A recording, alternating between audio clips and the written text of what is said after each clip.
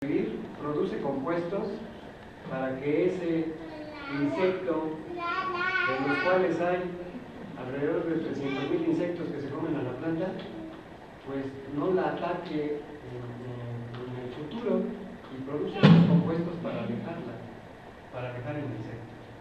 Y luego, pues el metabolito secundario se puede acumular en la raíz o en las hojas. ¿Okay? ¿Hasta ahí todo claro? No, pues esa parte de los metabolitos secundarios se puede generar aun cuando la planta ya no esté en contacto con la tierra. Digamos, si yo hago la recolección, la planta todavía sigue generando esos procesos, o ya en el momento que la corto, en ese momento la planta ya tiene... Si cortas a la planta y la planta se va a morir, ya todo metabolismo se va. ¿Esa es la pregunta o es otra? No, sí. Si al momento que ustedes cortan la planta, digamos el té, para hacer un té de tal hierba, cortamos la planta y lo que ella tenía ahí es lo que vamos a extraer. Ya no hay producción de metabolitos secundarios porque la planta ya no está en contacto con la raíz y no puede hacer su metabolismo primario.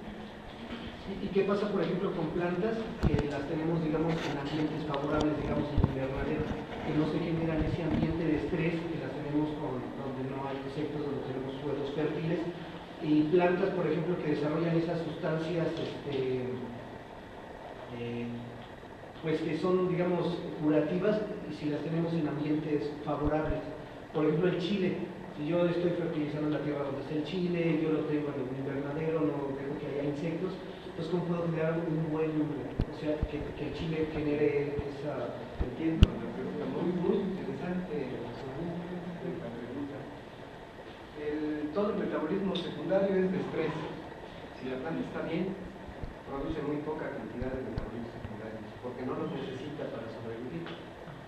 Entonces, en el invernadero, yo espero que produzca una pobre cantidad de metabolitos secundarios. Pero eso falta estudios. Para eso todavía no. Esa es la suposición lógica del ejemplo que estamos dando de estrés. Entonces, en el invernadero no tengo insectos que la ataquen, que se empiecen a comer la hoja y que la planta sienta que se la están comiendo. Porque la planta siente ese efecto. Cuando recibe una gran cantidad de luz solar, la planta detecta esa cantidad de luz solar en exceso. Y si la detecta, se estresa y produce el compuesto necesario para evitar que esa radiación la dañe. Entonces, si la planta se encuentra feliz y contenta, dice, ¿por qué voy a encender el metabolismo secundario? Si me cuesta una gran cantidad de energía producirlo. Más del 30% de la energía de la planta se va a metabolismo secundario cuando está en estrés y crece menos. Entonces, si está feliz y contenta, dice, ¿para qué lo siento en gasto de energía? Sigo creciendo, si en el suelo tengo todos los nutrientes, si la cantidad de radiación no me afecta, si no tengo insectos. Pero casi siempre en el suelo, de donde quiera que lo pongas, van bacterias, hongos, virus y nematodos. Siempre. Eso no los vas a poder evitar. Entonces, de alguna forma la planta sí tiene metabolismo secundario. Ahorita, por ejemplo, todo lo que está aquí tiene pocos compuestos de metabolismo secundario, pero los hay. Entonces, no sé si tiene...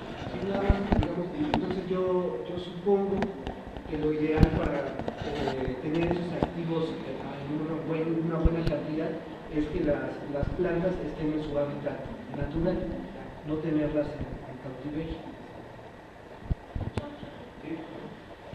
A ese mecanismo de estrés se refiere, alguna vez escuché que en los cultivos de uva, para mejorar el sabor del vino, se les dejaba de poner agua, por ejemplo, para que, algo así entendí, para forzar a la planta a que diera muy poco fruto, pero que ese fruto fuera de mejor calidad para el vino. ¿Es ese el ¿no? Sí, ahí. La falta de agua es un estrés por factores abióticos. El agua la necesita la planta para crecer. Si no tiene agua, al no tener agua, la savia que circula por la planta, que lleva nutrientes, se hace más concentrada.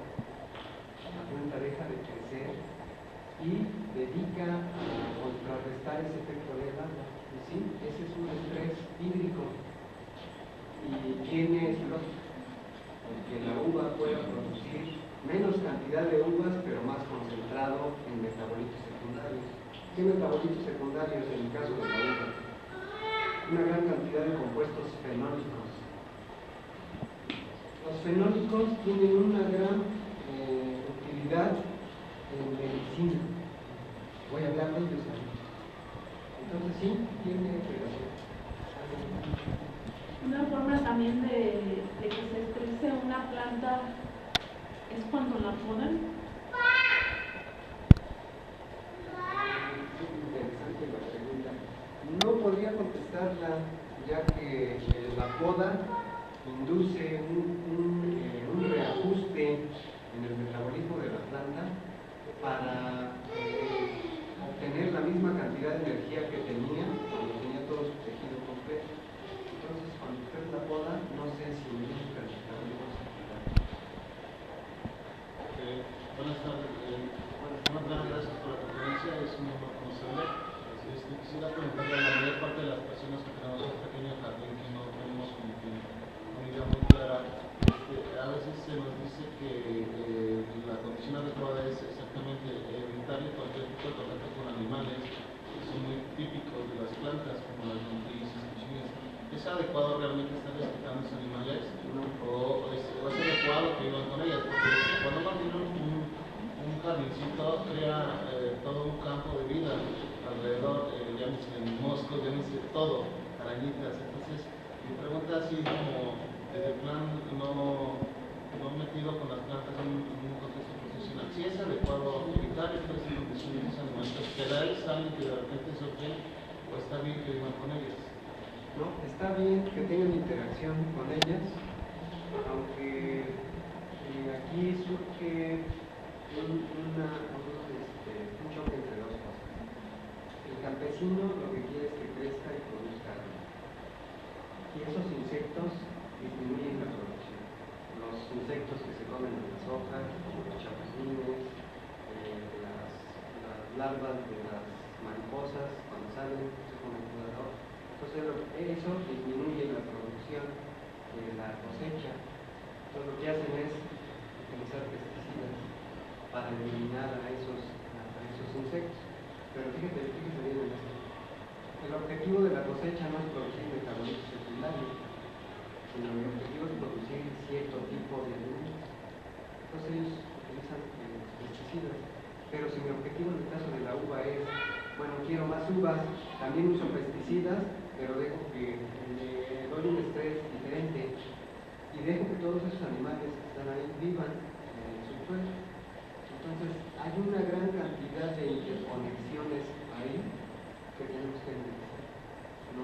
No es tomar la decisión de pesticidas, eliminar a todo aquel ser vivo que interaccione con la planta, porque eso trae consecuencias. Las vidas de ellos están interrelacionadas, muy interrelacionadas, y no conocemos la red todavía completa de las interrelaciones. Muchas gracias.